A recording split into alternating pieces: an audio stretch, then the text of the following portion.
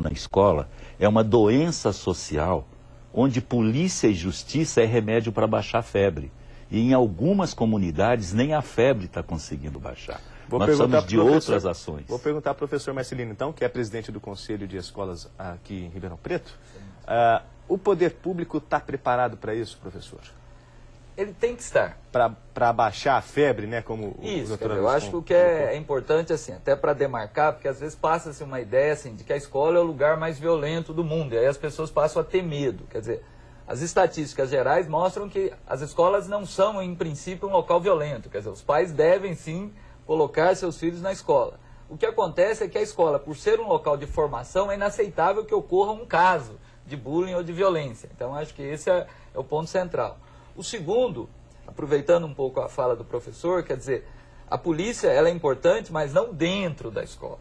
Quer dizer, os estudos mostram o seguinte: a partir do momento que uma escola, para enfrentar problemas que envolvem violência física ou simbólica ou depredação, ela chama a polícia, significa que ela já está derrotada na sua função educacional.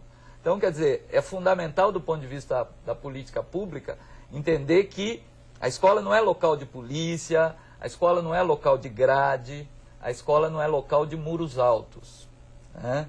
A escola é um local de convivência. A tarefa está difícil? Tá, porque no passado, quando esses problemas surgiam, geralmente qual era a solução?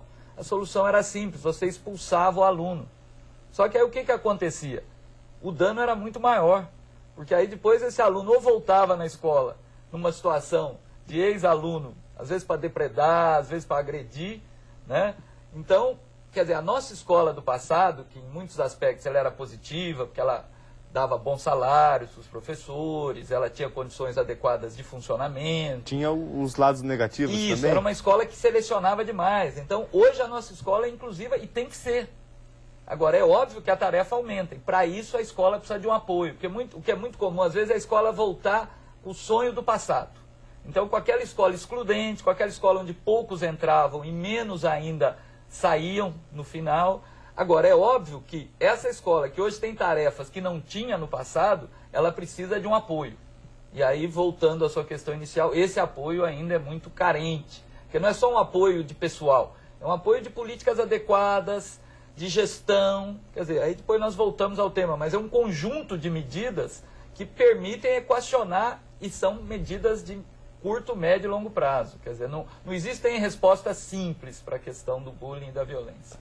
Nós vamos fazer um rápido intervalo e no próximo bloco discutir como recuperar as crianças que já passaram por uma situação de bullying. É um instante só, fique aí. O EPTV Comunidade deste sábado está de volta e debate o bullying nas escolas. Nós recebemos durante essa semana alguns comentários sobre a violência dentro das escolas, a violência moral. A Márcia Cristina Geraldo Nascimento, do Jardim Porto Seguro, em Sertãozinho, diz que, na opinião dela, o que falta a muitas famílias é a presença de Deus nos lares. E, em segundo lugar, os pais precisam se lembrar que mandam seus filhos para a escola para ter uma formação e não educação como um todo, porque a base da educação começa em casa e não na escola. Pais, prestem atenção em seus filhos. Esse é o recado da nossa telespectadora. Agora, onde nasce a violência? Danilo, os pais, quando envolvidos com os seus filhos, nem todos os pais estão envolvidos com a educação dos filhos, mas quando estão, ainda predomina o envolvimento com os conteúdos lógicos, matemáticos e linguísticos. Pergunta tabuada, se a letrinha está bem feita, as capitais, os temas de memória. São poucas as famílias que conversam com seus filhos sobre emoções. São poucos os pais que chamam os filhos para conversar sobre raiva, sobre ciúme, sobre ansiedade. E quando nós vamos para a escola e olhamos a matriz curricular, nós verificamos que não há carga horária nenhuma destinada à educação para as emoções. Educar para a paz é sinônimo de educar para as emoções. Existem professores de boa vontade, diretores, secretários de educação, mas não está sistematizada na educação a educação para as emoções, a educação para a convivência.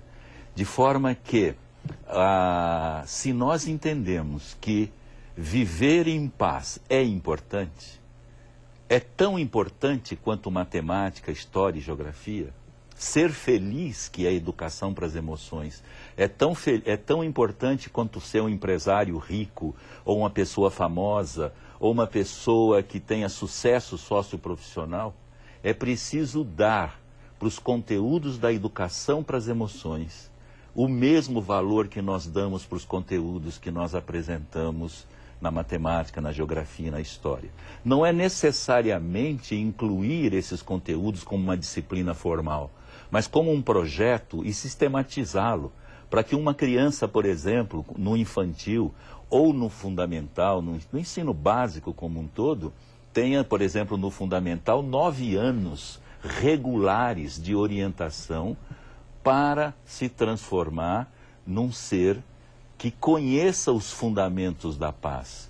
A paz tem fundamentos, como se aprende qualquer outra coisa, os fundamentos da tolerância, da compaixão, da amorosidade. As crianças estão aprendendo a ser violentas e não estão orientadas nem na família, nem na escola para aprender os fundamentos da paz. Vou direcionar o Marcelino para saber justamente sobre isso. A nossa educação hoje está preparada para transmitir essa cultura de paz, professor?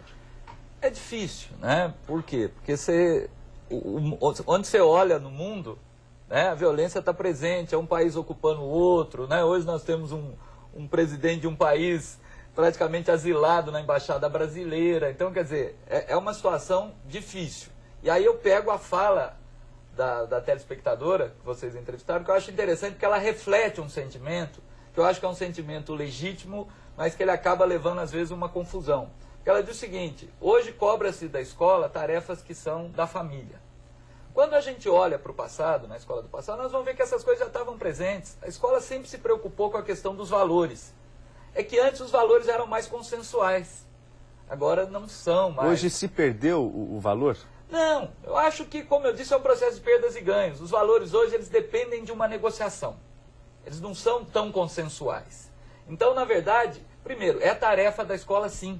Até porque mudou a família, né? Quer dizer, a dona de casa que hoje pede uma maior participação dos pais, muitas vezes também ela trabalha.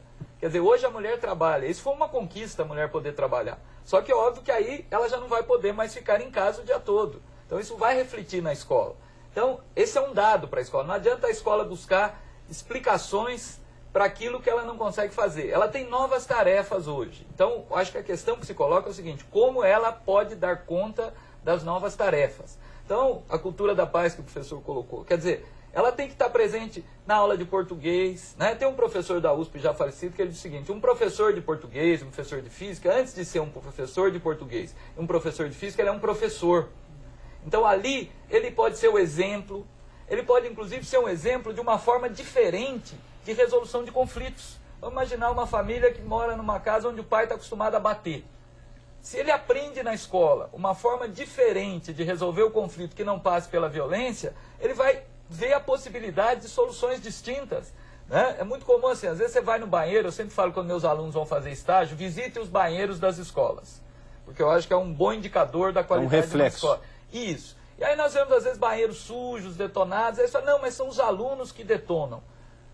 Mais um motivo para limpar esses banheiros, para que eles aprendam como é bom utilizar um banheiro limpo, até para que eles lutem por uma sociedade mais justa, né? Porque às vezes o banheiro da casa dele é sujo porque não tem água, né? Então, quer dizer, eu acho que a escola não pode cair na armadilha de dizer que a responsabilidade é da família, né? Hoje é uma tarefa da escola. O que a escola precisa é se aproximar da família. E isso tem acontecido ou é difícil ainda?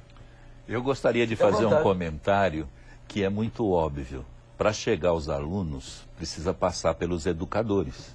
O grande desafio da educação para a paz é sensibilizar e capacitar os educadores. E aí